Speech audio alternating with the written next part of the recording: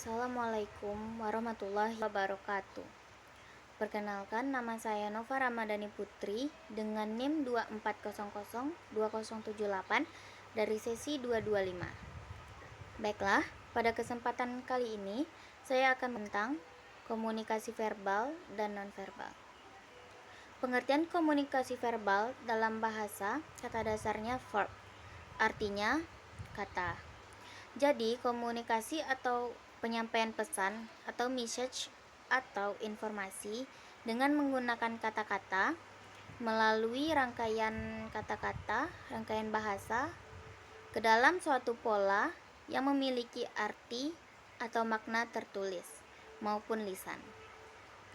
Komunikasi nonverbal merupakan tindakan dan atribut atau atribusi lebih dari penggunaan kata-kata yang dilakukan oleh seseorang atau seorang komunikator atau sumber bahasa, sumber informasi kepada seseorang atau kepada pihak lain dengan melakukan pertukaran makna untuk menyampaikan umpan balik. Ada simbol yang mana berarti nada suara, tekanan suara, berubah pandangan mata untuk meyakinkan Anda memiliki wajah ketika marah, ketika serius.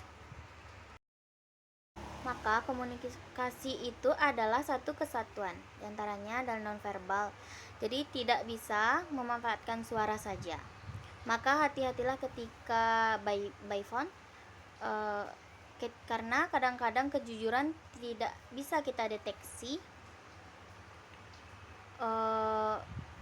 tidak bisa kita kenali lewat WA.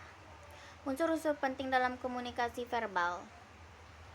Dalam komunikasi verbal berarti menggunakan bahasa berupa kata-kata tertulis atau lisan. Yang pertama unsurnya adalah bahasa. Bahasa itu sendiri pada dasarnya merupakan satu sistem lambang yang memungkinkan orang atau berbagai informasi atau berbagai makna tentang satu hal-hal. Lambang bahasa yang digunakan adalah bahasa verbal, tulisan, lisan, ataupun elektronik berupa WA, SMS, dan lain-lain. Unsur kedua adalah kata, merupakan unit dari lambang. Unit berarti bagian dari yang terkecil dari lambang. Kalau lambangnya kalimat, berarti lambang terkecilnya adalah kata. Dalam bahasa kata adalah lambang yang melukiskan orang atau melukiskan benda, kejadian kata. Sekarang kita beralih ke nonverbal. Kalau verbal berupa kata-kata, berarti nonverbal yang bukan berupa kata-kata, maka dia masuk dalam kategori nonverbal. Orang jauh lebih percaya kepada bahasa nonverbal kita dibandingkan tuturan kata dalam bahasa verbal. Verbal dilengkapi dengan nonverbal. Ketika memanfaatkan nonverbal, verbal menjadi pelengkap, maka sempurna. Baik, sekarang kita coba analisis kategori komunikasi nonverbal. Kategorinya adalah yang pertama, pribadi. Artinya pada individu. Contohnya adalah kebiasaan seseorang ketika mengedipkan mata, ketika merasa gugup atau batuk, atau ketika akan mulai berbicara, atau memberikan kode mata ketika menyatakan suka. Yang kedua, kategori adalah budaya. Budaya artinya adalah nonverbal, dimanfaatkan untuk kebiasaan pada sekelompok masyarakat atau orang di suatu wilayah tertentu. Misalnya, seperti orang Jepang membungkukkan badannya ketika bertemu dengan orang lain. Itu adalah bahasa nonverbal sebagai kategori budaya. Kategori yang ketiga adalah profesional. Profesional berarti kebiasaan yang dilakukan pada profesi tertentu. Misalnya kebiasaan seseorang yang bekerja di level atas di hotel memiliki standar tinggi dalam berpakaian. Meskipun tidak sedang bekerja, itu adalah sebuah penghormatan untuk menunjukkan jati dirinya. Maka, pakaian akan selalu mirip meski kasual ataupun informal. Itu tetap menunjukkan identitas sebagai orang dengan level yang sama.